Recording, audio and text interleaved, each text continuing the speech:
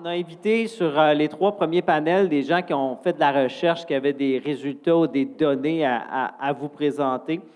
Le but de la journée, ce n'était pas que d'avoir des chercheurs, c'est de mettre un peu en dialogue, non seulement les chercheurs entre eux, mais mettre aussi en dialogue les chercheurs avec des gens qui consomment la recherche, ont besoin de la recherche pour prendre leurs décisions ou vont même être des partenaires de recherche parce qu'ils ont des besoins de recherche, donc ils vont aller chercher des ressources. Ces partenaires-là ont différentes formes. J'ai 3 spécimens ici, mais disons que nos partenaires traditionnels, on a les municipalités, donc on a Martin Alain qui est ici de la Ville de Montréal, qui représente Ville de Montréal, mais aussi peut-être un peu le volet municipal, donc collaboration avec les municipalités. Je sais qu'aujourd'hui, dans la salle, on avait des gens de l'UMQ, Ville de Montréal, Laval, Longueuil, certaines MRC, donc quand même bien représentés aussi parmi les participants. C'est cette relation-là entre la recherche et vous qu'on essaie d'incarner ici à travers la participation de Martin. Les gouvernement du Québec, le gouvernement fédéral a annoncé beaucoup d'argent pour l'habitation dans les derniers mois, les dernières années. Donc, on a Sophie Hébert, qui est du gouvernement fédéral, là, je ne veux pas le dire, mais c'est Habitation, Communauté, Infrastructure, je ne sais pas si je l'ai dit dans le bon ordre, oui, exactement ça, Canada, qui vient nous prendre un peu, nous expliquer un peu les relations avec les gouvernements. Et on a aussi tout ce qui s'appelle acteurs privés communautaires, donc les gens qui sont souvent dans la production de logements, la promotion de logements, l'aide au logement ou la défense des droits des locataires. Donc, tout un ensemble d'organismes communautaires. Je sais qu'il y en a plusieurs là, qui sont ici aujourd'hui, dont l'objectif ou la mission de leur entreprise ou de leur organisation, c'est ça. Et on a Pierre-Luc Fréchette, qui est du Regroupement québécois des OBNL d'habitation. Réseau québécois d'OSBL d'habitation, qui va un peu représenter ça ici, le côté organisme communautaire impliqué dans le logement. Donc, comme on n'a pas de résultats de recherche, on n'est pas ici pour faire des présentations PowerPoint, mais on va avoir une discussion sur différents thèmes, d'essayer de comprendre c'est quoi la relation entre ces acteurs-là et la recherche.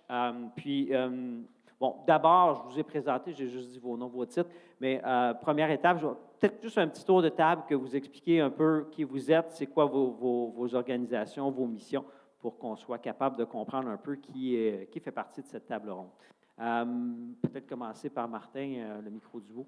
Parfait. Alors, merci. Bonjour à tous. Très content d'être ici. Merci de l'invitation. Donc, Martin Alain, directeur développement résidentiel au service d'habitation de la Ville de Montréal. Donc, j'espère que je représenterai bien mes collègues des autres villes. Bon, vous savez, les villes font beaucoup de choses dans l'habitation. Presque tout ce qu'on fait tourne autour de l'habitation d'une façon ou d'une autre. Mais juste pour bien cadrer un peu les choses, au service d'habitation de la Ville, on fait plusieurs choses, mais pas tout. Alors, quand on parle de développement résidentiel, on parle de tout ce qui est le financement des projets de logement hors marché, par exemple, ça passe chez nous. Tout ce qui est le droit de préemption passe chez nous. Tout ce qui est du règlement métropole mixte, il en était un peu question ce matin, c'est aussi chez nous. Tout ce qui est en collaboration avec les arrondissements de lutte à l'insalubrité, c'est aussi, on intervient là-dedans. Tout ce qui est de programmes de subvention individuelles, que ce soit pour la rénovation, l'adaptation de domicile, ou l'accession à la propriété, ça aussi en était question un peu ce matin, c'est nous. Puis on a aussi une équipe dont une de mes collègues est ici, qu'on appelle la division stratégie politique, qui fait un peu le lien des fois avec les recherches, qui fait elle-même des recherches. Donc c'est un peu aussi pour ça qu'on est ici, parce que oui, on en fait un petit peu, on collabore aussi beaucoup, mais on a des besoins, puis ça, on aura l'occasion d'en parler. Merci beaucoup. Sophie Hébert, gestionnaire des politiques au ministère du Logement, des Infrastructures et des Collectivités Canada. Donc, mon rôle aujourd'hui, c'est d'un peu vous donner un aperçu de qu'est-ce qu'on fait au fédéral. Donc, on a plusieurs initiatives qui touchent le logement étant central dans la vie des Canadiens. Donc, le ministère a été nommé l'été passé Et on chapeaute aussi 2 sociétés de la Couronne, qui est la SCHL et la Banque d'infrastructure du Canada. Donc, la mission, essentiellement, est de supporter tous les niveaux de gouvernement et toutes les communautés à développer des communautés résilientes, inclusives et durables, et de faciliter la recherche et le processus de réflexion en termes de croissance pour le pays dans les prochaines années. Merci. Oui, bonjour. Donc, merci pour l'invitation. C'est un plaisir d'être ici. Mon nom, c'est Pierre-Luc. Je suis co-responsable des affaires publiques et juridiques au RQOH, qui est le réseau québécois des OSBL d'habitation. Je vais prendre le temps de faire une introduction personnelle et ensuite, je vais vous décrire un peu plus le RQOH, qui n'est pas si connu que ça. Moi, je suis membre du barreau de l'Ontario. J'ai pratiqué le droit criminel dans l'Est de l'Ontario avant de rentrer dans la province et d'atterrir au RQOH. Je suis également une personne neurodivergente ou neuroatypique. Ça a beaucoup de ramifications. Pour les fins de la discussion d'aujourd'hui, je vais simplement indiquer que mon cerveau reçoit, organise et exprime sa pensée différemment que la plupart des gens. J'aimerais également divulguer ou déclarer que j'ai connu des épisodes d'itinérance dans ma vie entre l'âge de 9 et 15 ans. C'est pas quelque chose que je dis, c'est la première fois que je fais cette divulgation publique, parce qu'absolument, c'est pas tout à fait pertinent. Je ne suis pas ici pour mon savoir expérientiel. Toutefois, pourquoi je fais cette déclaration aujourd'hui, il y a 2 raisons principales. C'est que dans les dernières semaines, j'ai fait la rencontre de 2 personnes absolument extraordinaires qui sont Mélodie Cordeau et Mégane Charon de l'organisme Coalition Jeunes Plus. Je vous invite à aller voir, visiter le site Internet de l'organisme. Et c'est deux jeunes femmes qui ont connu des périodes, des épisodes d'itinérance et qui sont maintenant impliquées au sein de Coalition Jeunes Plus. Et à leur contact, j'ai eu un sentiment de réaffiliation, si je peux dire, à cet égard-là. La deuxième raison pour laquelle je fais cette divulgation, c'est que j'ai un souci de cohérence avec certains des propos que je m'attends à tenir aujourd'hui. Donc, vous verrez. Maintenant, pour le RQOH, donc le réseau, il est formé de 8 fédérations régionales, qui sont grosso modo les régions administratives au Québec, à l'exception d'Abitibi-Témiscamingue. Les 8 fédérations régionales ont pour membres les organismes sans but lucratif d'habitation de la province. Il y en a plus de 1200, ça représente 55 000 logements, ce qui est grosso modo un tiers du logement social et communautaire au Québec. Et donc ça, c'est pour le RQOH. D'autres statistiques peut-être pertinentes, 83 des OSBL ont moins de 20 unités. 83 des locataires des organismes sans but lucratif ont un revenu de moins de 20 000 $. C'est des données de 2021, pour mettre en perspective, situer ça. Donc, pour l'introduction. Merci. Merci. Donc, ça nous donne une bonne idée de qui est avec nous. Puis, tantôt, j'ai dit, vous êtes pas des chercheurs nécessairement là, au sens peut-être universitaire du terme, mais vos organisations font de la recherche. Donc, peut-être ma première question, c'est de nous donner une petite idée.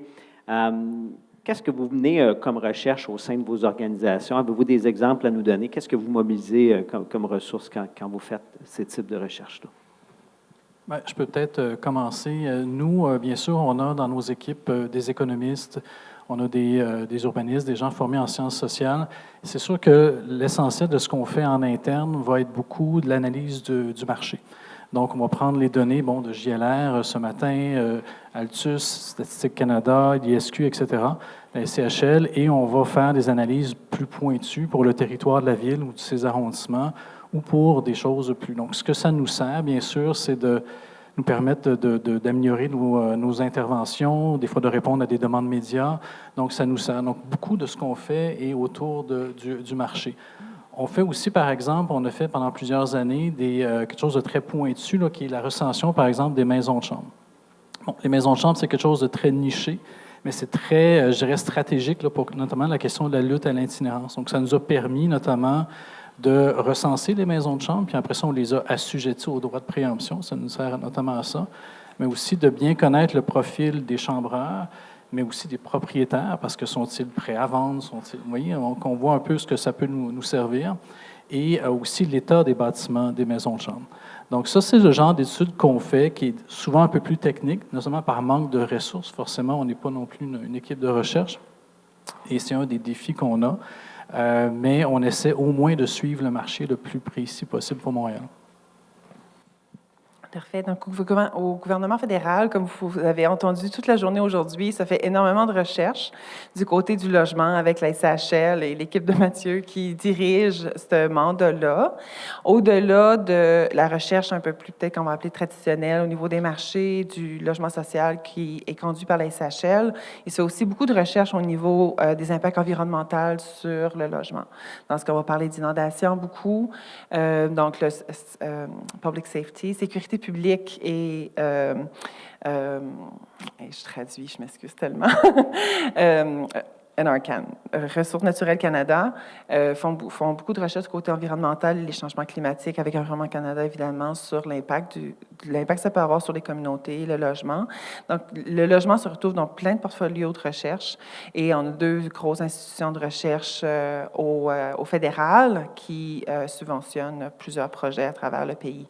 Donc, nous, l'objectif, je dirais, que peut-être un peu différent de ce qu'on voit à la Ville de Montréal, c'est d'avoir un portrait national de la situation pour le pays et pour toutes les régions aussi. Donc, on va avoir les municipalités qui vont regarder les enjeux, faire de la recherche très pointue, souvent par quartier, je dirais, ou dans leur ville, tandis qu'au provincial, ils vont regarder les régions à travers leur province, puis au niveau fédéral, on va regarder, pour faire un portrait national, se comparer à l'international et aussi faire de la recherche au niveau régional. Donc, on va parler beaucoup dans le nord, qui est les territoires canadiens, on va parler des prairies, de l'ouest, de l'Atlantique, donc avoir ce regroupement-là pour faciliter les prises de décisions politiques et orienter le financement aussi pour reconnaître les différences régionales à travers le pays, en plus des différences provinciales et territoriales. Donc, ça va être au point de vue recherche, peut-être d'un point de vue un peu plus stratégique, un point de vue peut-être un peu plus personnel. Et un gros projet qu'on a présentement au ministère, c'est l'évaluation nationale des infrastructures, qui a été annoncée en 2021 par le ministre McKenna et qui a pris beaucoup de temps à lancer, 3 ministres plus tard. Donc, ça va être lancé sous peu. Moi, je suis la gestionnaire politique pour cette initiative-là. Et j'ai déjà parlé à certains chercheurs qui sont dans la salle aujourd'hui. L'objectif des évaluations nationales des infrastructures, qui est une meilleure pratique à travers le monde présentement, c'est de faciliter la planification intégrée et long terme pour les communautés. Donc, ça va regrouper un peu genre de quelque chose de très simple que je mentionne souvent, c'est que dans une maison, il n'y a pas juste du bois, il y a de l'eau, il y a de l'électricité, il y a de l'Internet. Donc, présentement, on regarde souvent les trucs en silo, on ne les regarde pas de façon intégrée. Et on va regarder aussi au point de vue de la planification, la croissance des communautés, la croissance de la population est clé. Et présentement, on avait des projections de population au niveau national, provincial, territorial, mais on ne les avait pas pour tout le pays au niveau des communautés. Donc, vraiment, juste comme 2 petits exemples pour vous donner l'importance de la planification intégrée long terme et pourquoi il faut s'améliorer là-dedans. Ça va me faire plaisir d'en parler plus tard avec des projets plus spécifiques. Oui, merci.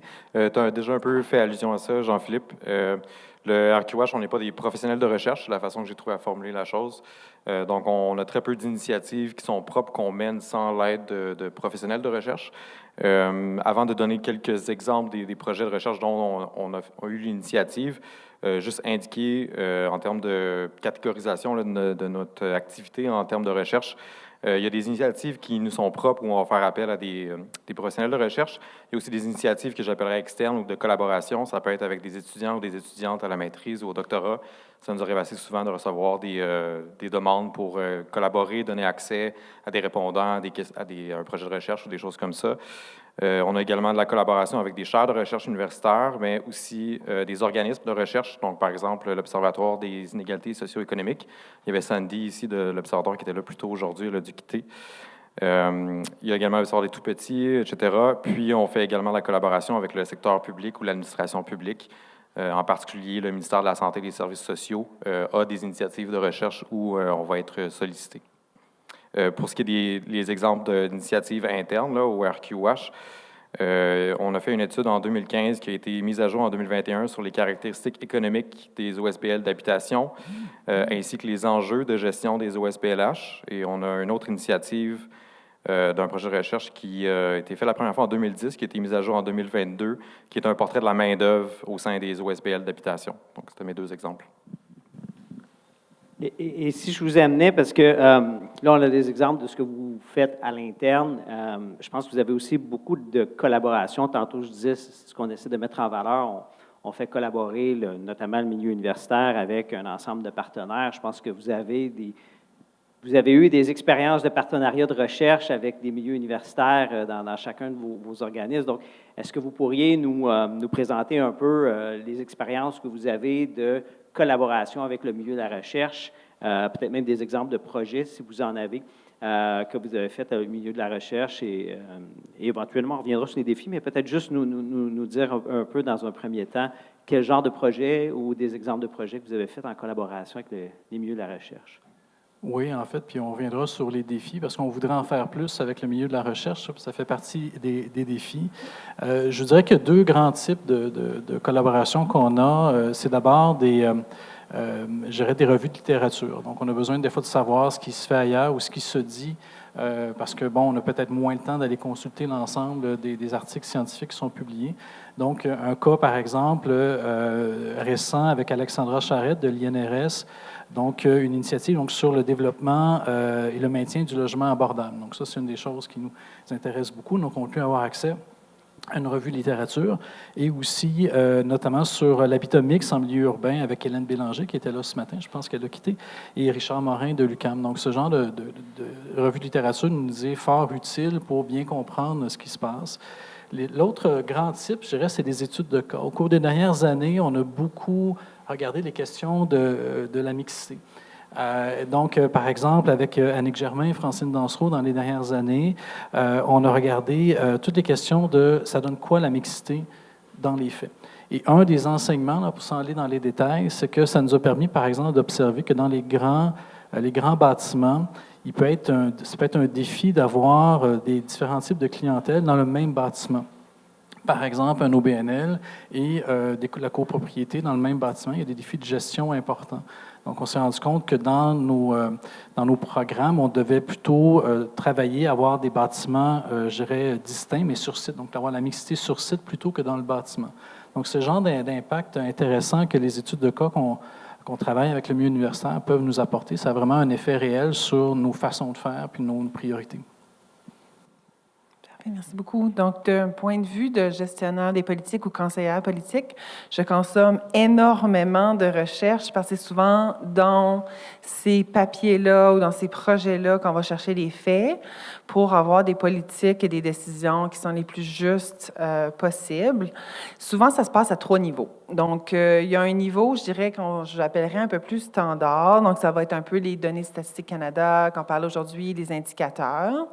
Il y a un autre niveau qui est souvent financé à moyen terme par les programmes de recherche, que je n'ai pas pris l'acronyme en anglais, NSHRC, SHRC.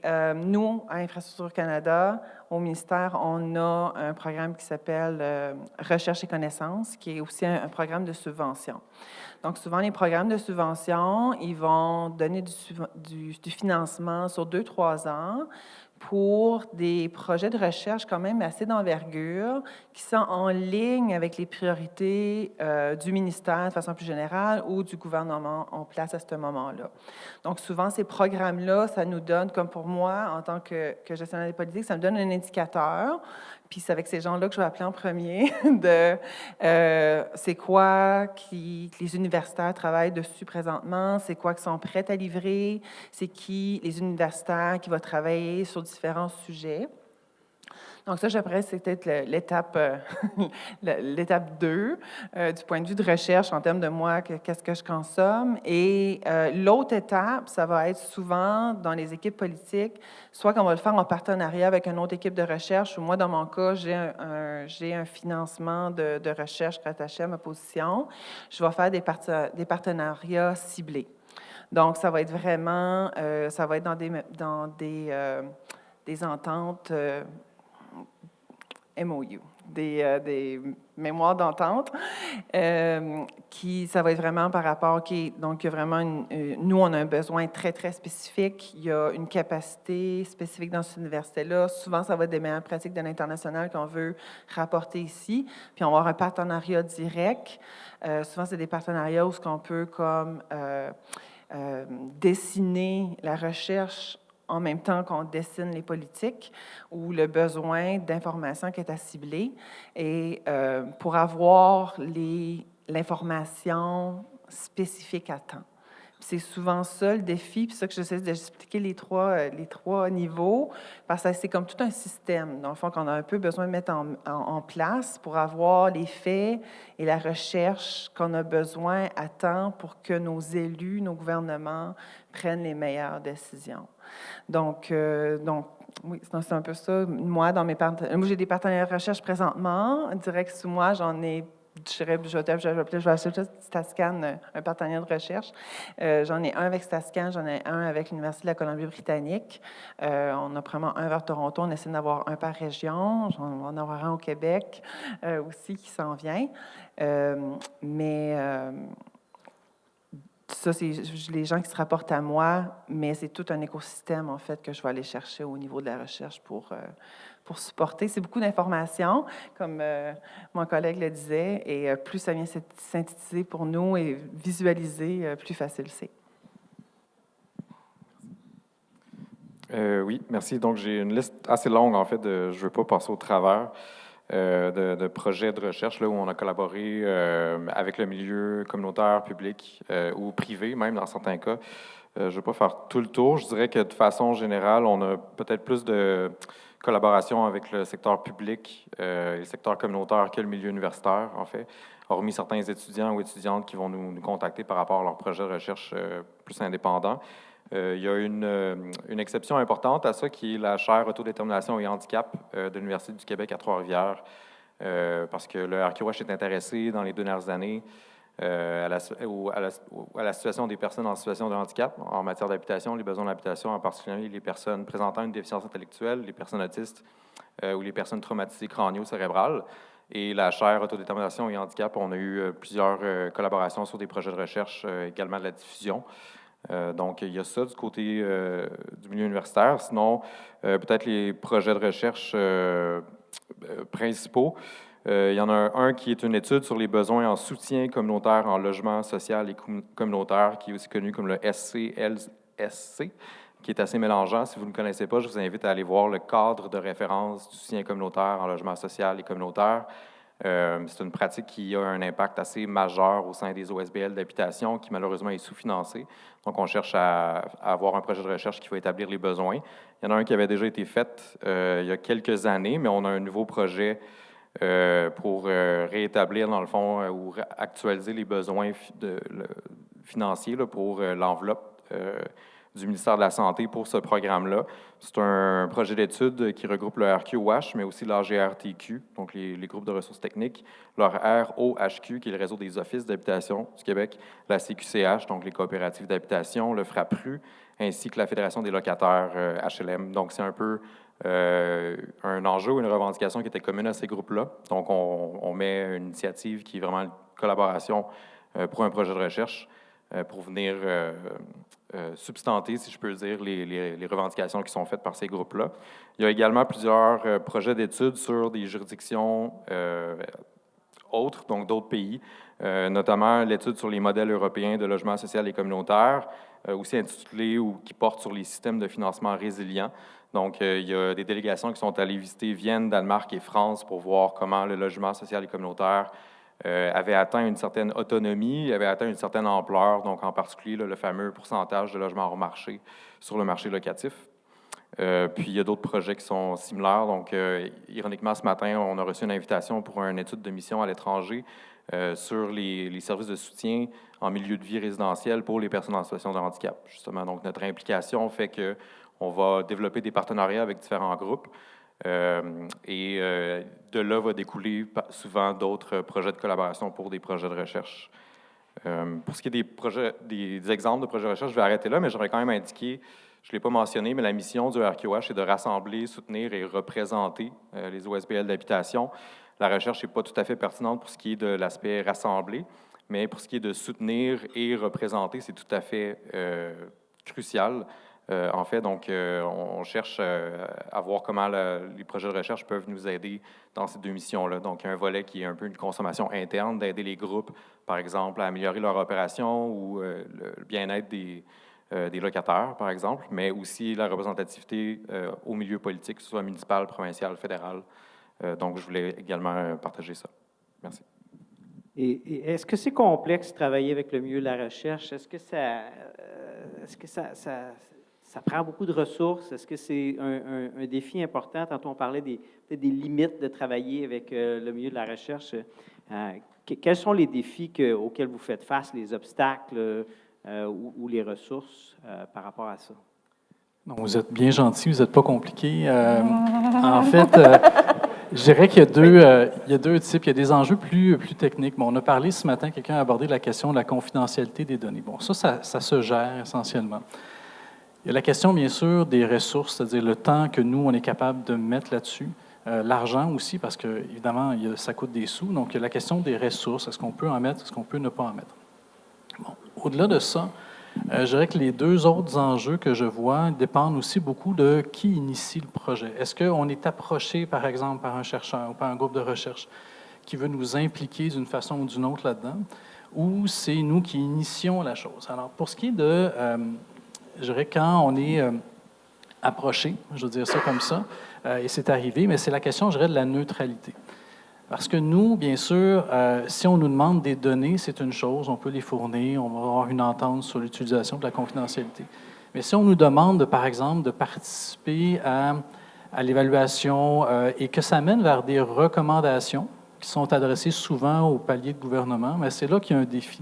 Parce que moi, bien sûr, en tant que fonctionnaire, je ne peux pas participer à des recommandations qui risquent de toucher des interventions de la Ville. Il y a un défi avec ça.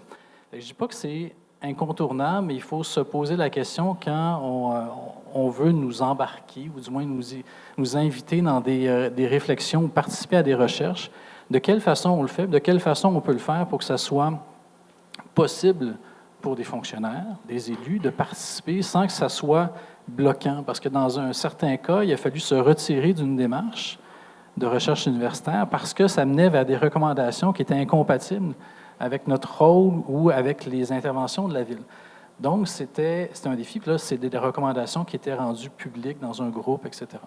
Donc, ça, c'est un défi qui n'est pas simple, mais je pense qu'il est intéressant, puis c'est bien qu'on l'aborde aujourd'hui. Et je vous dirais peut-être un dernier, c'est en fait qu'on se parle. Puis c'est pour ça que des événements comme aujourd'hui sont importants, parce que nous, on peut ne pas avoir le réflexe d'aller nécessairement, ou le temps d'aller fouiller sur l'ensemble de la recherche qui se fait. Puis aujourd'hui, j'ai vu plein de recherches, des exemples que je trouvais fort intéressants. Puis évidemment, je ne le savais pas. Ça fait 15 ans que j'ai quitté le milieu de la recherche universitaire après mes études. Donc, je ne suis pas au courant de tout. Donc là, je pense qu'il faut trouver une façon de se parler, d'échanger, qu'on reçoive vos études, vos résultats, pour qu'on puisse faire des liens. Ça serait bien de travailler avec un tel ou une telle. Elle travaille sur un élément qu'on aurait besoin de savoir. Donc, des fois, plutôt que d'aller chercher un consultant dans le privé pour aller telle chose, mais on pourrait peut-être penser à une chercheur universitaire pour répondre à nos questions, pour nous aider. Fait que ça, on va y revenir après ça là, dans ce qu'on voit pour la suite là, comme travail, mais je dirais qu'on échange, que vous nous donniez l'information sur vos recherches, puis après ça, ce que nous, on communique nos besoins, comme aujourd'hui. Je pense que c'est vraiment quelque chose d'intéressant. Parfait, merci. Donc, d'un point de vue du gouvernement fédéral et peut-être mon expérience personnelle, on a comme 3 enjeux clés au niveau de la recherche.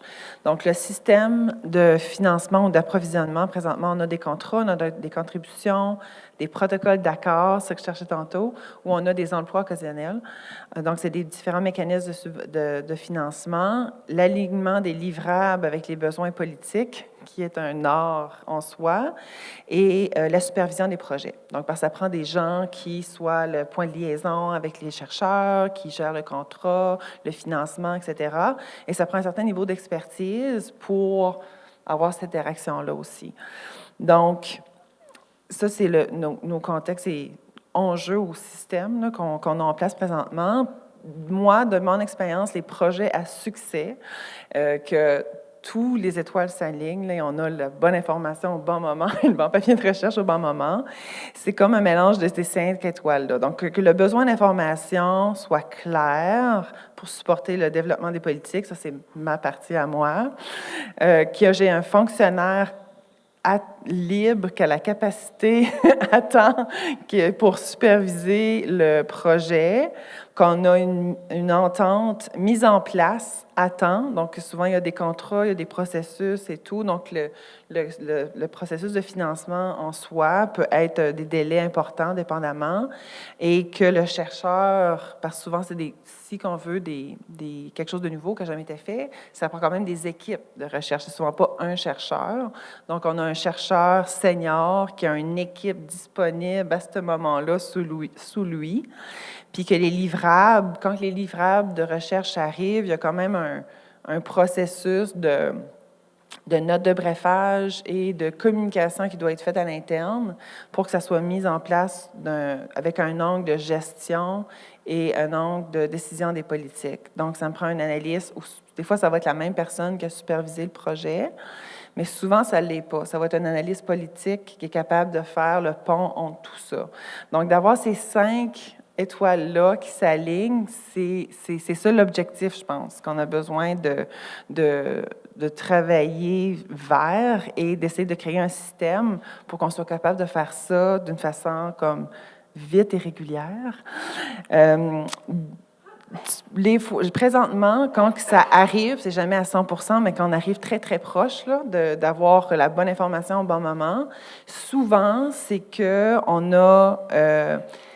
le projet est déjà comme avancé. Donc, dans un projet de recherche qui va vraiment remplir un manque, souvent, ça prend comme 5 étapes. Donc, qui est le papier de la méthodologie, le papier de conception doit être fait. Il y a une étude de faisabilité qui doit être faite, un pilote, développer le projet en soi et la remise du projet et le papier. Donc, présentement, souvent, quand je suis comme, OK, je vais avoir ça à temps, souvent, on va peut-être avoir un 6 mois, 1 an, là, de savoir, OK, j'ai un manque et j'ai un besoin d'information. Ça va être souvent qu'il y a déjà un pilote qui existe. Et moi, j'ai juste besoin de prendre ce pilote-là et de l'extrapoler, soit au niveau national, au régional ou pour un sous-groupe qu'on a ciblé. Donc, souvent, on a moins qu'1 an. On a un besoin d'information pour supporter les décisions politiques et on a besoin de l'information. Fait que c'est là que je reviens à mon système. Là. Ça faut qu'on s'organise en tant que communauté entre les chercheurs, les données, les analystes et les conseillers politiques pour être capable le plus souvent possible d'avoir la meilleure information à temps pour avoir des politiques durables et efficaces. Oui, je dois avouer, Jean-Philippe, quand j'ai vu la question, je pensais avoir rien à dire, en fait, parce que les enjeux ou obstacles auxquels je suis donné à réfléchir ne sont pas forcément ceux de la collaboration avec la recherche. Mais après ça, en y pensant, j'ai réalisé que j'avais plusieurs points quand même à identifier ou à souligner au niveau des enjeux ou des obstacles. Mais je dois mettre cette nuance que ce ne sont pas des obstacles ou des enjeux qui sont particulièrement prioritaire, où je considère que la collaboration de façon générale est assez positive avec les projets de recherche, peu importe le milieu desquels ils sont issus. Donc, au niveau des enjeux ou obstacles identifiés, l'insuffisance des ressources, tant du côté de la recherche, peu importe le milieu, que de notre côté, il y a une insuffisance de ressources qui est générale et qui est spécifique. Générale en ce sens que j'ai beaucoup de tâches à faire dans mon rôle et on n'est pas une équipe si nombreuse que ça. Si on était plus nombreux, on pourrait être plus impliqués au niveau de la recherche. Et spécifique au niveau des projets. Donc, le financement des projets, c'est un problème. Souvent, on est sollicité pour collaborer ou faire de la co-recherche, mais on va également être sollicité pour financer en partie les projets de recherche et on n'a pas les ressources pour ça. Donc, c'est un enjeu des ressources qui est commun aux acteurs impliqués dans la recherche. Il y a également les canaux de communication ou un espace de communication quant aux intérêts de recherche des milieux universitaires et communautaires. Donc, je n'ai pas eu à me pencher sur quelle était la liste, par exemple, des projets de recherche qu'on souhaitait voir le jour, là, qu'on soit impliqué ou non, mais s'il y avait un espace où on pouvait partager les intérêts de recherche, dans le fond, entre les différents milieux, c'est quelque chose où je mettrais plus de temps, puis ça serait d'ailleurs plus productif pour le partenariat dans les projets de recherche. La diffusion des résultats de recherche aussi, c'est un enjeu. Parfois, on est sollicité sur certains comités dont l'objectif principal est de diffuser des résultats de recherche. L'inclusion des personnes concernées dans les projets de recherche, et ça, c'est pas seulement au niveau, par exemple, qu'il va y avoir des répondants et que le projet de recherche a un aspect qualitatif, c'est d'inclure les personnes concernées par un projet de recherche dès le début dans la conceptualisation. Donc, que ce soit dans l'objet de recherche, dans sa méthodologie, dans l'interprétation des données, les personnes concernées devraient être impliquées au maximum, ce qui n'est pas aisé à faire. Et mon dernier, c'est l'interprétation et la réception qu'a fait la classe politique des projets de recherche et est un obstacle ou un enjeu, en quelque sorte, à mon sens, pour une utilisation pleine et entière des projets de recherche qui sont mis de l'avant. Et si j'avais, en fait, vous avez assisté aux conférences aujourd'hui, vous avez vu plein de projets de recherche, peut-être qu'il y en a que vous connaissiez déjà, d'autres que vous avez dit, mon Dieu, je suis content de savoir que ça existe. Mais vous avez des besoins de vous nourrir en connaissances. Je pense qu'il y a des thèmes, selon vos organisations, probablement pas les mêmes non plus, qui vous sont plus chers. Selon vous, là, vous parlez aux chercheurs, là, quelles sont les pistes que vous leur lancez? Qu'est-ce qu'on devrait faire comme recherche dans les prochaines années pour venir en appui aux municipalités, au gouvernement, aux organismes communautaires qui sont sur le terrain, qui veulent développer du logement? Quelles sont les zones d'ombre où on n'a peut-être pas les connaissances nécessaires pour aller aussi vite qu'on voudrait aller? Donc, qu'est-ce que vous avez à suggérer là-dessus? C'est l'heure de passer des commandes. J'en ai beaucoup. Non, j'ai une longue liste, mais en fait, deux éléments. Nous, c'est sûr qu'on va continuer à faire du suivi de marché. C'est dans notre ADN de le faire. Et les chercheurs vont aussi continuer de le faire. Les auteurs de gouvernement vont le faire aussi. Ce qu'on fait moins, parce que ça demande souvent du temps, c'est, je dirais, le qualitatif. Alors, le qualitatif, de voir, plutôt que simplement les données, là, voir qu'est-ce que ça donne auprès des gens, de bien connaître ça, pour voir, c'est une autre façon qui est hyper importante de connaître l'impact de nos interventions, l'impact de nos programmes, puis pas juste les nôtres, bien sûr, celle des auteurs de gouvernement, puis celle des acteurs. Donc, la question du qualitatif me semble vraiment importante. Et je dirais qu'on est en manque là, de ça. On a besoin de ça. On a beaucoup de chiffres, on a plein de données, on les analyse, mais le qualitatif, on en a moins. Fait que ça, c'est un élément. Puis c'est large, je le laisse délibérément large, le qualitatif au sens large.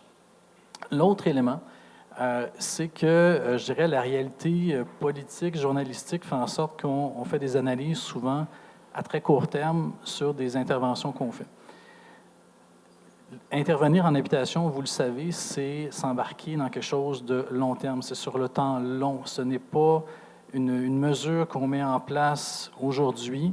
Ce n'est pas dans 6 mois qu'elle va avoir un impact. C'est sûr que oui, il y en a là, des mesures très court terme, mais essentiellement, quand on intervient sur le logement, c'est sur le long terme. Alors, il y a une tendance, forcément, à cause de l'actualité, il y a une crise du logement, on veut voir s'il y a des résultats maintenant.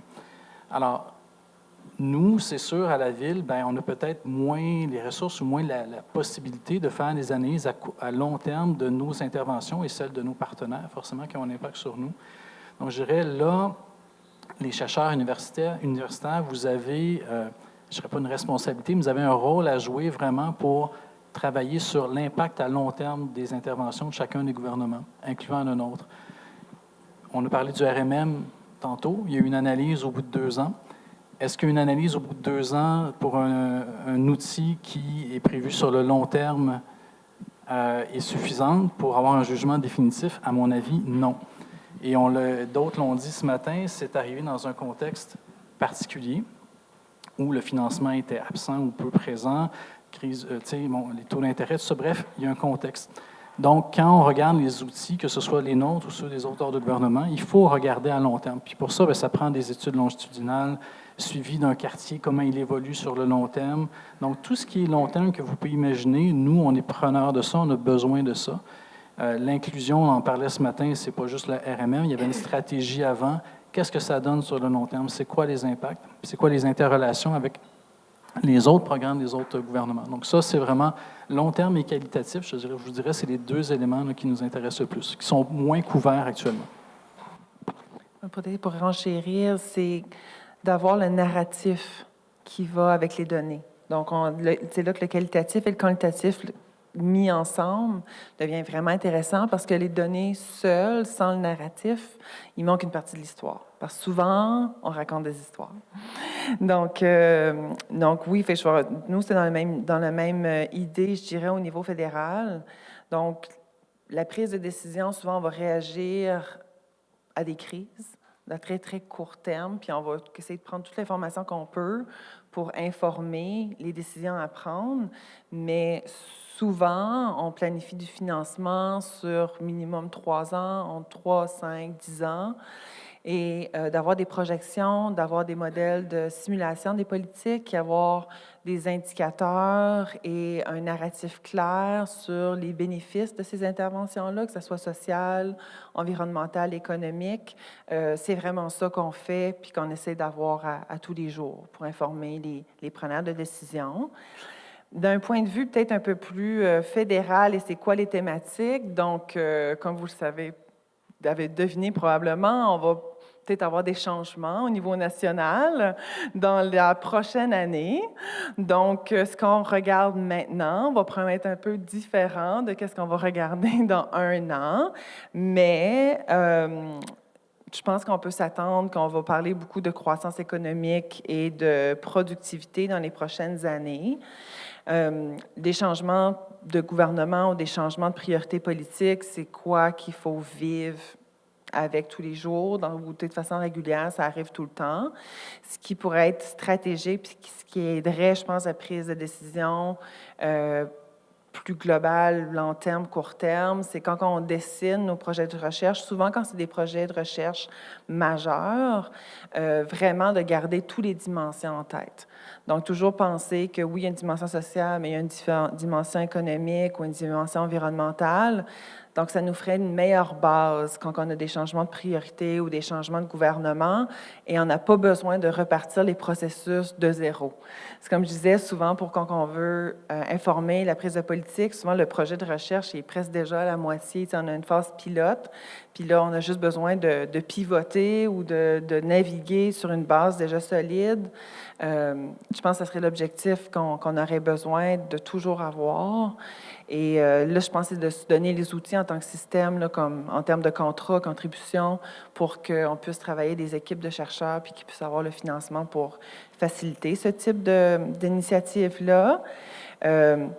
Comme on mentionne, on en a parlé toute la journée, je pense que l'abordabilité du logement, ça a toujours été une question importante, ça va le rester encore pour plusieurs années.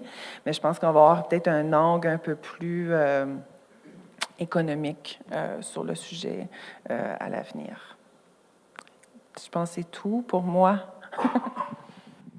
Merci. Donc, je n'ai pas de liste d'épicerie non plus. En fait, je suis un peu surpris à quel point on se rejoint dans nos réponses ou les commentaires. Je n'ai pas de liste d'épicerie non plus. Je pense que la liste d'épicerie, c'est un peu une responsabilité collective à déterminer.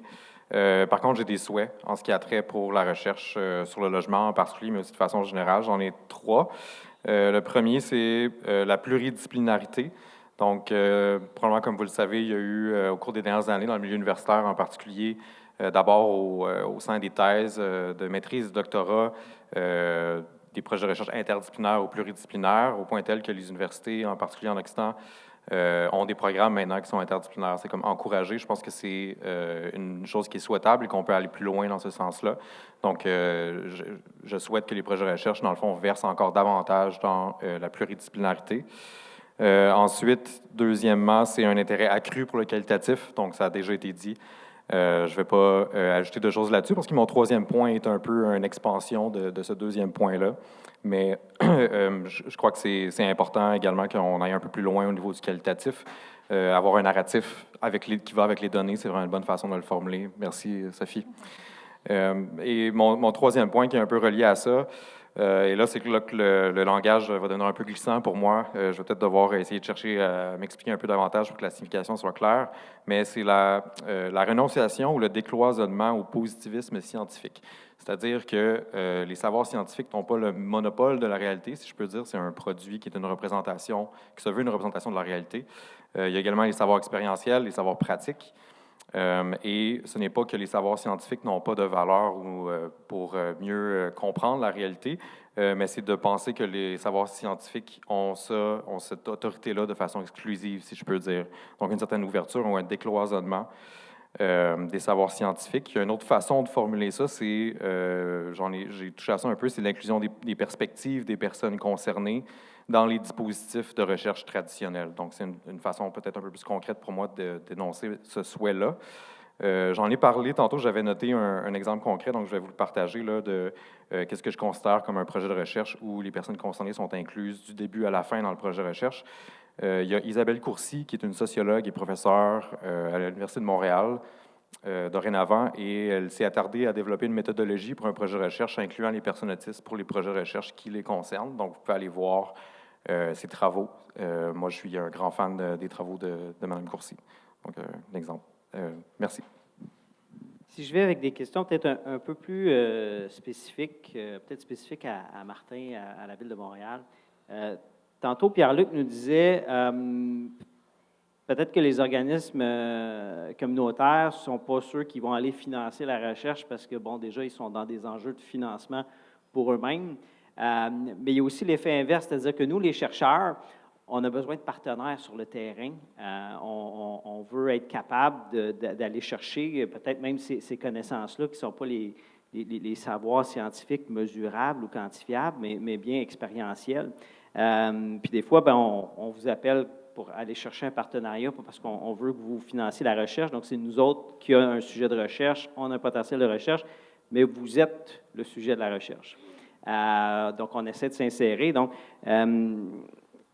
est-ce qu'il y a des expériences un peu ou des défis d'être capable de gérer ça de l'autre côté, c'est-à-dire de répondre présent quand un partenaire de recherche dit « on peut-tu vous inclure dans nos recherches » ou même quand c'est nos étudiants, parce que souvent nos étudiants vous sollicitent beaucoup, ou même quand nos étudiants sont diplômés puis qui s'insèrent chez vous puis qui arrivent avec un bagage de formation en recherche.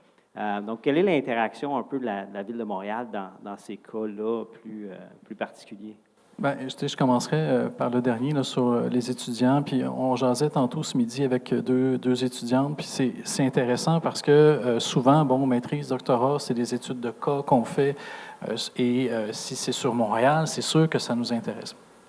Donc là, oui, je pense qu'une ouverture, ça arrive de temps en temps qu'on vient nous voir. Bon, un étudiant, une étudiante a une recherche à faire, veut nous interviewer. Moi-même, je l'ai fait il y a 15, 17, 18 ans, 20 ans. Je l'ai fait. J'ai interviewé des gens du service d'habitation, puis après ça, je suis venu travailler. Donc, c'est important que nous, on le fasse, qu'on reste ouvert à ça. Puis je pense que ça fait des liens avec la recherche. Puis en plus, on découvre des gens qu'on peut peut-être engager après. Fait qu'on est toujours un peu en recrutement, fait que c'est pas inintéressant. Mais oui, ça, je pense qu'on peut le faire. La question de la participation quand on est le sujet de la recherche ou qu'on nous demande du financement, mais je l'ai abordé un peu tantôt, là, c'est la question de jusqu'où on peut aller, nous, quand ça va mener à des recommandations. Fait que ça dépend dans quel contexte on le fait. Une recherche universitaire plus classique qui va chercher à comprendre un phénomène, c'est une chose. Quand c'est intégré dans quelque chose où ça risque peut-être de sortir avec des recommandations publiques, bien là, on a un enjeu. Fait qu'on peut le faire, il faut juste savoir de quoi on parle et c'est quoi l'objectif final. Et pour ce qui est du financement, bien là, ça c'est le nerf de la guerre. On n'a pas vraiment de budget pour, je dirais, financer la recherche. On l'a déjà fait, on a déjà engagé, mais c'est pas facile, notamment ces temps-ci, pour ce qui est budget de recherche. Fait que c'est un défi, mais les étudiants, on essaie de le faire le plus possible. J'ai moi-même rencontré des fois des étudiants. Et je pense qu'on peut, quand on est sur le terrain, on peut aider les étudiants à bien cadrer des fois le sujet, voir les angles morts là, qu'on ne voit pas de l'extérieur, puis leur dire ouais, mais peut-être que cette question-là, puis c'est pas intéressé quand je dis ça, mais cette question-là, c'est peut-être pas la meilleure, c'est peut-être l'autre, puis ça te permettrait d'avoir tel résultat.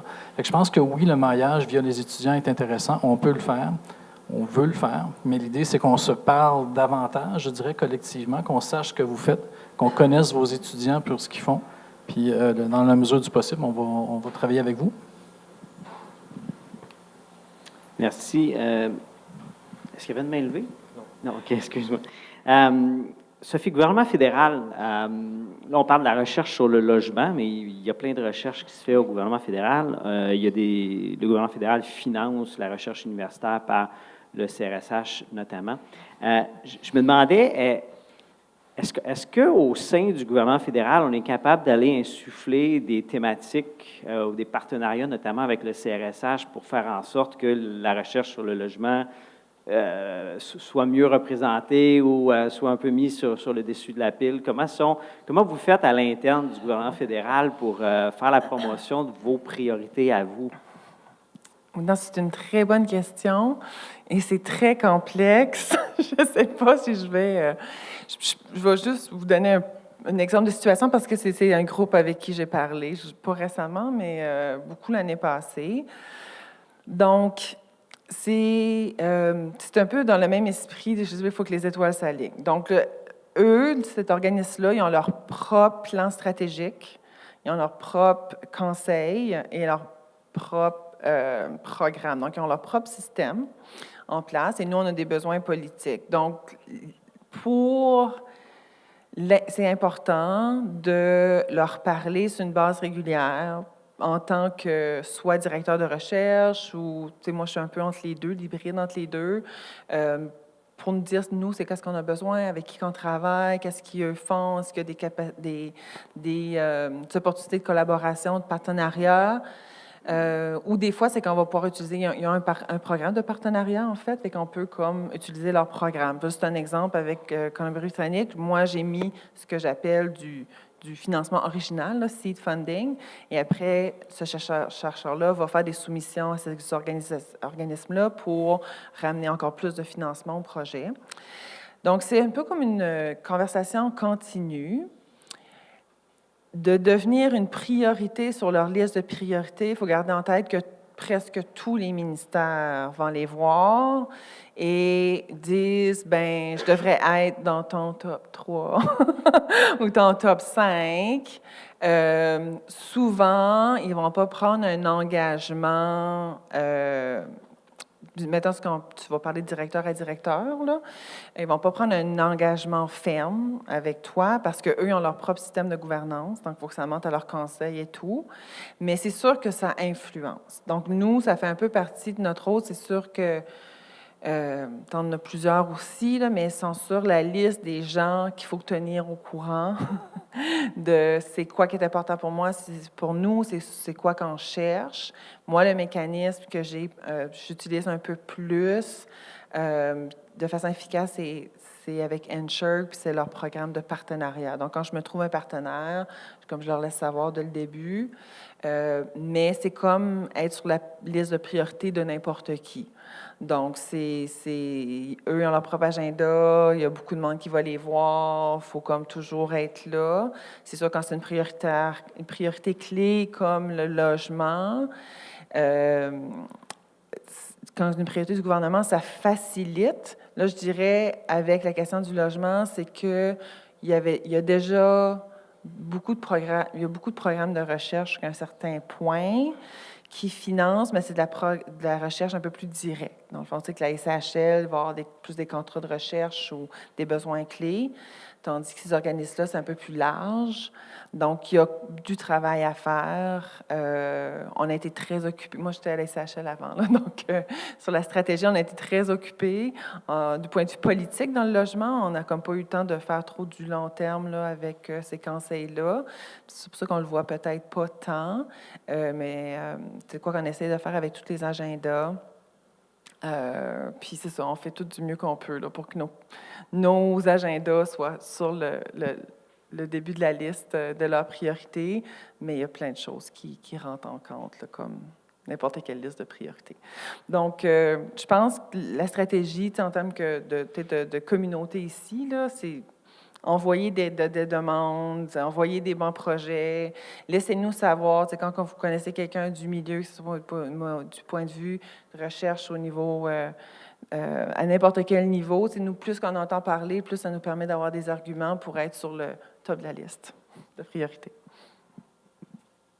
Pierre-Luc, peut-être une question spécifique aux organismes communautaires, puis je ne sais pas jusqu'où tu peux parler au nom de tous tes membres, mais Est-ce que la recherche universitaire peut, parce que tantôt on parlait des difficultés de financement, de dire nous, on n'a pas l'argent pour partir les projets, mais est-ce que des fois, ça peut venir dans l'autre sens?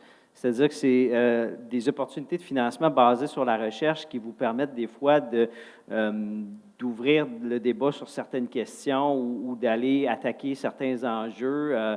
On pense des fois des financements de type MITAX. Là, je ne sais pas si tu es au courant de ça. Donc, les stagiaires travaillent dans le milieu communautaire avec du financement de recherche appuyé par des chercheurs. Donc, est-ce qu'il y a des initiatives un peu qui peuvent être comme ça, des fois, où, dans le fond, les ressources viennent du milieu de la recherche, puis vous venez en appui à ça? Oui, il y en a, ça existe. C'est arrivé des initiatives qui sont externes, donc à notre organisme, où on va être sollicité pour participer à un projet de recherche, et notamment, on va être sollicité pour, en fait, peu importe l'initiateur du projet de recherche, va avoir identifié des sources de financement pour le projet de recherche, et dans les demandes de financement, va nous demander de venir appuyer la demande où on va indiquer justement notre intérêt pour le projet de recherche, et ça va, je crois, faire une différence dans l'obtention de financement pour le projet de recherche. Donc ça arrive parfois où les gens viennent vers nous, et du fait qu'on a un intérêt et qu'on embarque, dans le fond, dans le projet de recherche, ça aide au financement du projet de recherche. Donc, et vous, ça vous aide-tu aussi des fois? Toujours. Oui, toujours. OK, merci. On pourrait ouvrir la discussion à la salle, là, si les gens on est en fin de journée, mais si les gens sont encore un peu réveillés. On a ici des personnes qui ont des expertises du milieu, qui ont une expérience de la relation avec la recherche. J'ai peut-être une autre réflexion à ajouter, ça va être bref. Oui, vas-y, puis après ça, je pense que Carole avait une question. Donc, il y avait déjà une non, question, mais vas-y, le temps bref. qu'elle prenne son micro, tu as OK. le temps d'y aller. Merci. Juste brièvement, une réflexion qui m'est venue, c'est la probité de la recherche. OK, donc, ma tête utilise des concepts juridiques, là. En droit, donc, quand il y a de la preuve doit être admissible. Okay, donc, il y a une question de crédibilité que vous entendez souvent. Est-ce que le témoin est crédible ou non, les fameux causes conjugales, par exemple. Mais il n'y a pas que la crédibilité, il y a aussi la fiabilité. Et ça, dans la recherche, c'est assez commun, là, même c'est un souci qui est omniprésent, si je peux dire, dans la recherche. Est-ce que les données sont fiables? La question de la fiabilité. Donc, c'est l'idée qu'on peut avoir un témoin qui est 100% crédible, croit tout à fait ce qu'il dit, mais il n'est pas fiable. C'est le cas en partie, par exemple, des personnes mineures, où on va douter de la fiabilité du témoignage dû à l'âge de la personne ou à une incapacité, une déficience intellectuelle, par exemple. Et quand la preuve est reconnue comme étant admissible, vient ensuite la question de la probité, qui est le poids que va donner le tribunal à la preuve qui est donnée. Vos projets de recherche, il y a un souci qui est très bien là, par rapport à la fiabilité, mais j'aimerais que les projets de recherche, en fait, se posent plus la question de la probité du projet de recherche. Donc, quel impact, savoir qui peut l'utiliser, à quelle fin, etc. La diffusion, qui va avoir un intérêt au projet de recherche. Donc, si vous portez une attention peut-être plus accrue à la probité de vos initiatives de recherche, ça va avoir un impact, je pense, assez large sur l'impact que vont avoir les projets de recherche. C'est ce que je voulais partager. Merci. Carole. Oui. Ça marche-tu? Oui. Bon, moi, je suis au Cyrano, je suis directrice de la mobilisation des connaissances, je m'intéresse à la valorisation de la recherche. Parce que c'est sûr, quand je vous entends dire faites-nous savoir ce sur quoi vous travaillez, même si on n'a pas déjà une entente, faites-nous savoir ce sur quoi vous travaillez, fournissez-nous un narratif. Puis là, je pense que ce n'est pas nécessairement juste le qualitatif, mais qu'est-ce que ça veut dire, ce que vous faites? Quels seraient les lieux là, privilégiés pour vous laisser savoir, faire savoir de façon régulière? Bon, on travaille là-dessus, on a des projets en cours, on a des résultats préliminaires. Dans quel, à part là, aujourd'hui, de quelle façon on peut vous créer des lieux de rencontre réguliers pour vous faire savoir ce sur quoi on travaille? Bien, je pourrais y aller. Je pourrais éventuellement vous donner le nom de mon collègue là, qui est chef de division stratégie politique, là, qui fait un peu le lien avec la recherche, tout ça. Alors, lui pourrait travailler peut-être avec vous, comment on peut échanger sur ces choses-là. Donc, je peux vous faire parvenir ça. Mais je pensais plus à des lieux qui ne sont pas nécessairement tributaires d'avoir un contact privilégié, mais un peu plus organisé ou des événements ou des rencontres prévues régulières? Bien, ça pourrait être une discussion qu'on pourrait avoir, que vous pourriez avoir avec cette personne-là pour voir comment on peut s'organiser pour se voir, se discuter puis échanger. Je pense que c'est tout à fait dans son rôle de faire ça pour les développer parce qu'actuellement, il n'y en a pas. Alors, c'est un peu ça l'enjeu. Donc, il faut les mettre. Aujourd'hui, c'est une belle première étape. Je pense qu'on peut continuer sur cette voie-là. Je vais y aller. Donc, merci pour la question, Carole. Donc, présentement, c'est un peu comme mon collègue disait, il y a pas de, on n'est pas organisé. Donc, on n'a pas de système clair. Je vais dire un peu comment l'information vient à moi ou à mes collègues clés. Donc, présentement, souvent, il va y avoir, mettons, je parle logement ou infrastructure. Là, je suis un peu plus dans l'infrastructure. Il va y avoir comme une grande conférence sur l'eau, une grande conférence sur le transport par année. Si moi, je ne suis pas là, si il faut que je présente, je vais être là. S'il ne faut pas que je présente, je ne vais pas être là. Et un de mes collègues ou mes employés va être présent. Souvent, vous n'allez peut-être pas le voir comme chercheur parce que c'est des gens dans la salle qui sont assis à une table, qui prennent des notes. Puis après, ils ramènent ces notes-là au ministère. Enfin, comme, regarde, il y a un tel, c'est comme ces trois-là, ça serait vraiment intéressant. Il faudrait peut-être les contacter ou ils vont juste, des fois, on n'a pas le temps de contacter, ils vont juste vous suivre. Ils vont vous suivre anonymement sur les réseaux ou juste regarder les publications. Donc ça, c'est, je dirais, peut-être le système un peu standard présentement au fédéral, surtout. Là, je surtout travaillé au fédéral, c'est qu'on a des représentants souvent qui vont dans les conférences, qui prennent des notes puis qui montrent ça à la gestion. Puis souvent, on va identifier 2-3 chercheurs qui vont s'enligner avec nos projets. L'autre approche, c'est que ça va être les organismes de recherche qui vont juste contacter le directeur de recherche de l'organisation. Nous, à LICC, c'est Nathalie Frank, qui était à ESDC, que tu la connais déjà, donc qui était à ESDC avant. Comme ça va être une autre façon aussi. Ça va être comme mon directeur et directeur, ils sont au courant. Souvent, la pratique, il y a comme un peu une approche annuelle à tout ça. Souvent, il va y avoir comme une rencontre annuelle avec comme la directeur de recherche, avec un directeur de recherche pour se dire c'est quoi ce qu'on pense qui s'en vient l'année prochaine, voici ce qu'on a fait l'année passée. Ça semble être une pratique assez standard. Pas que c'est communiqué de façon globale, mais il y en a beaucoup qui le font, je dirais. Fait que ça va être comme plus les organismes. Et souvent, il va y avoir des chercheurs plus individuels, là, qui ne font pas partie d'une grande organisation, qui vont contacter. Des fois, ils vont être attachés plus du côté politique parce que leur recherche s'aligne avec les priorités. Donc, c'est comme ça qu'on va les connaître.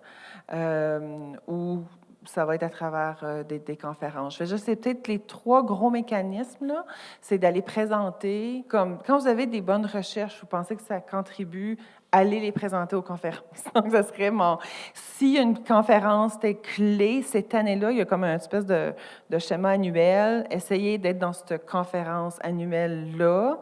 Si vous ne pouvez pas présenter, posez des questions, présentez-vous au micro, et il y a presque tout le temps quelqu'un dans la salle qui prend des notes. Sinon, c'est ça, contacter des rencontres annuelles avec les directeurs de recherche, puis le système politique. Souvent, si vous avez des recherches qui supportent les priorités politiques, c'est de les laisser savoir aux députés ou à votre personne politique la plus proche de vous, je dirais. Donc, en gros, je pense que ça serait ça. Il se passe plein de choses, mais je dirais que ça serait les 3 principales, selon moi. Merci. C'est une question complexe. Je ne sais pas comment la prendre. J'ai parlé tout à l'heure de mon souhait qu'il y ait un espace, dans le fond, de communication où on pourrait échanger sur les intérêts de recherche tant qui sont issus du milieu de la recherche que du milieu communautaire. C'est sûr que la façon traditionnelle qu'on fait ça, c'est qu'on s'abonne à des infolettes ou des choses comme ça. Par exemple, Vivre en ville, comme je reçois, je lis, mais la quantité d'acteurs qui sont intéressés au logement actuellement, peu importe qu'ils soient à la brique, là, dans l'habitation, dans des champs connexes, périphériques, est beaucoup trop grande. C'est un peu comme Martin disait tout à l'heure, ça me prendrait de la revue de littérature, c'est ça qui me servirait bien, parce qu'il y a beaucoup trop de choses à lire actuellement à gauche et à droite.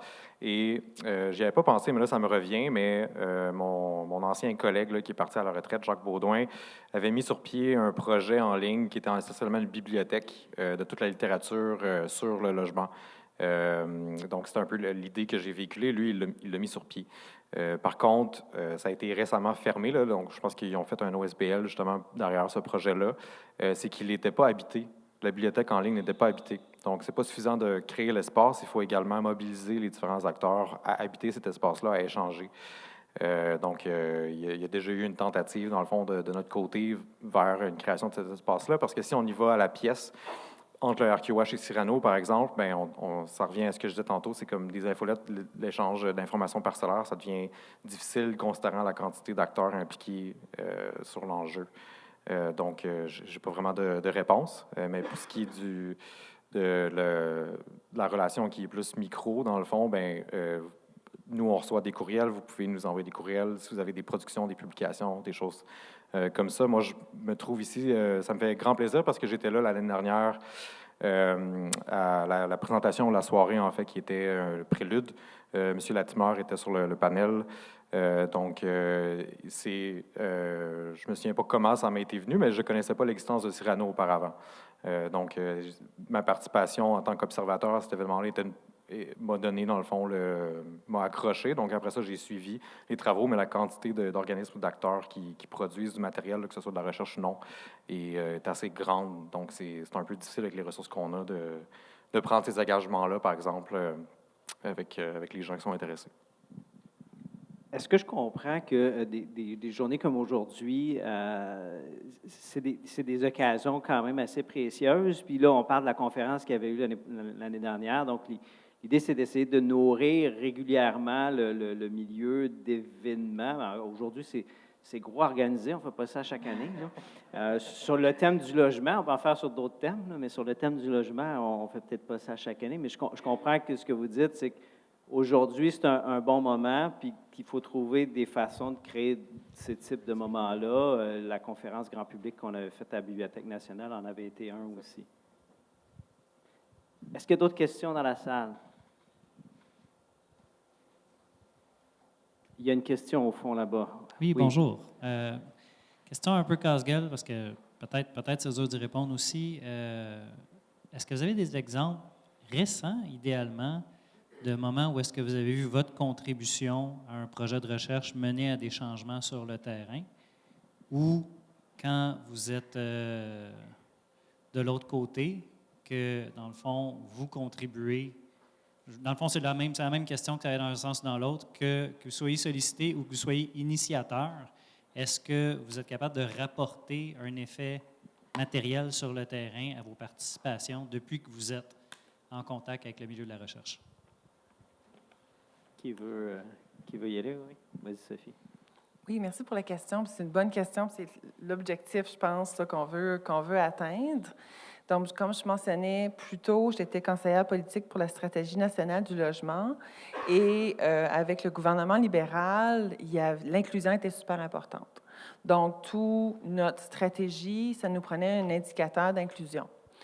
Et souvent, quand on va parler d'inclusion sociale, on va parler de est-ce que les gens font du bénévolat? Est-ce que les gens vont voter? Donc, c'était le genre de recherche ou d'indicateur qui existait. Et j'étais chef d'équipe, donc j'avais une présentation à présenter aux provinces sur le sujet. Et je me suis fait tirer des roches, carrément, qu'on peut imaginer. Votre financement va être conditionnel au fait que les gens qui vont vivre dedans vont aller faire du bénévolat. Donc, ça n'a pas passé du tout.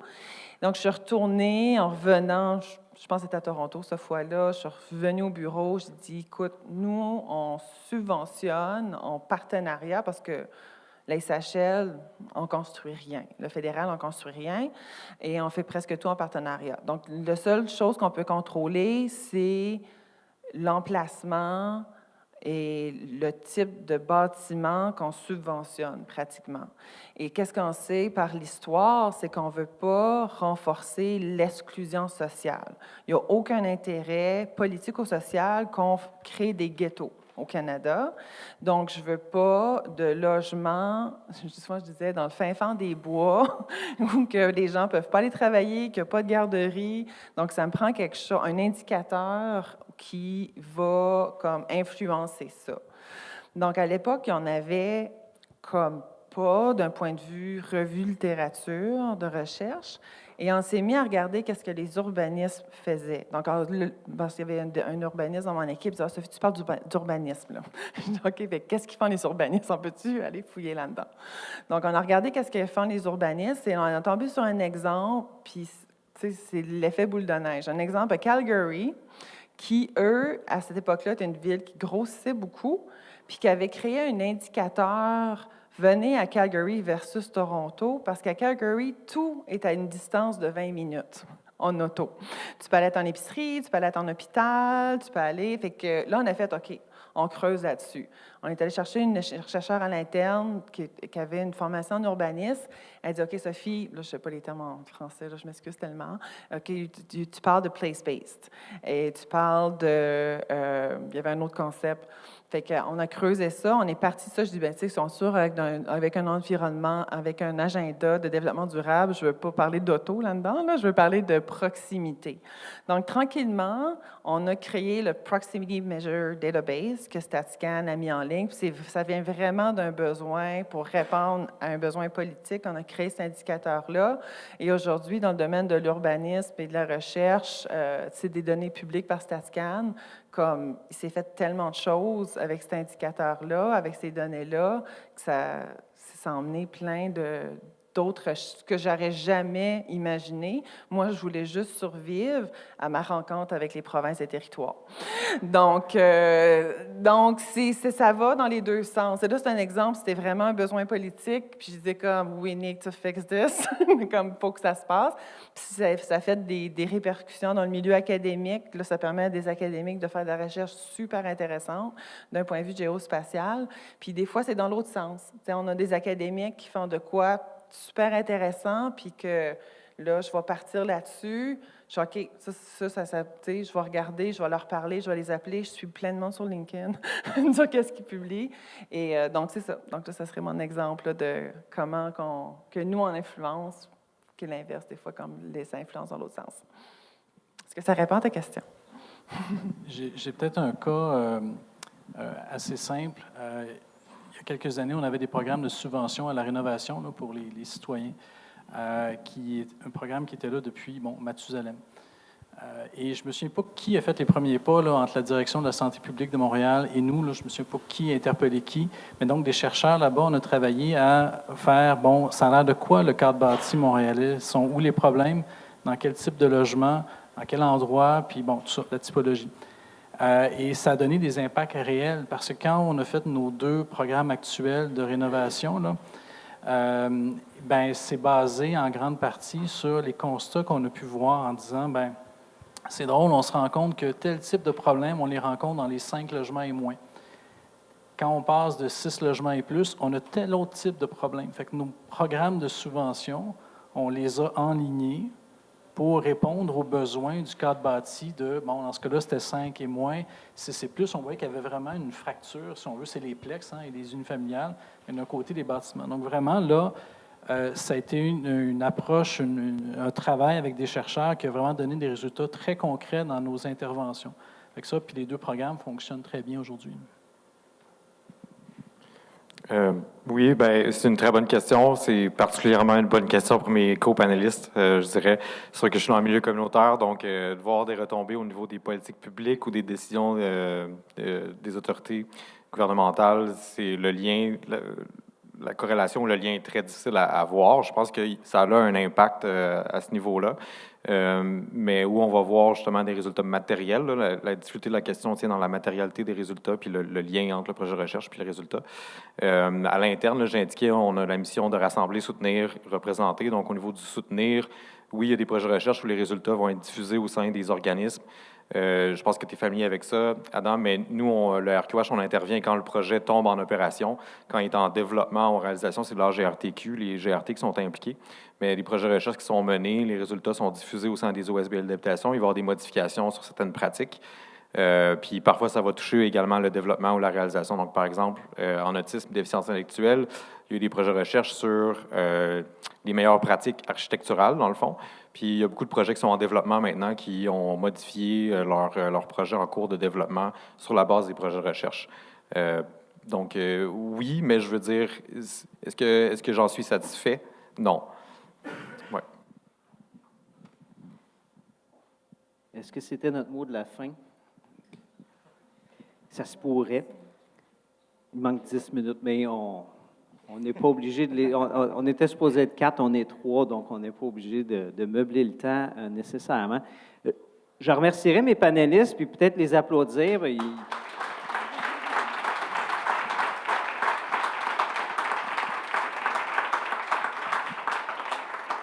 n'y avait pas de PowerPoint, mais tu sais, ça mérite un applaudissement quand même. Puis c'est à moi que revient le mot de la fin. Je vais le faire très bref. Là. Je ne vous retiendrai pas sur la scène très longtemps.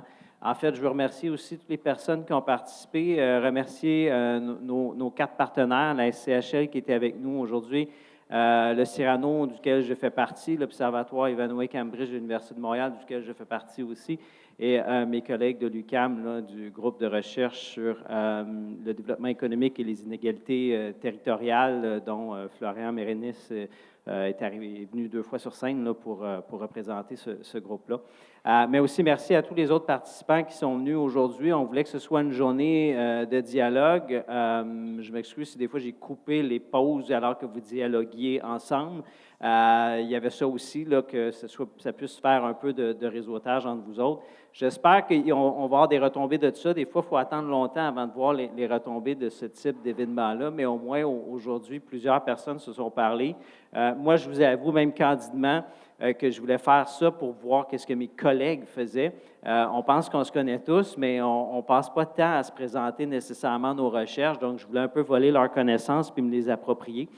Donc là-dessus, c'est mission accomplie. Mais j'espère que vous avez fait un peu la même chose, vous aussi, parce que les connaissances qu'on a, ils servent à être diffusées. Là, on ne veut pas les garder jalousement ou précieusement. Ce n'est pas notre richesse personnelle à nous. On veut que ce soit collectif.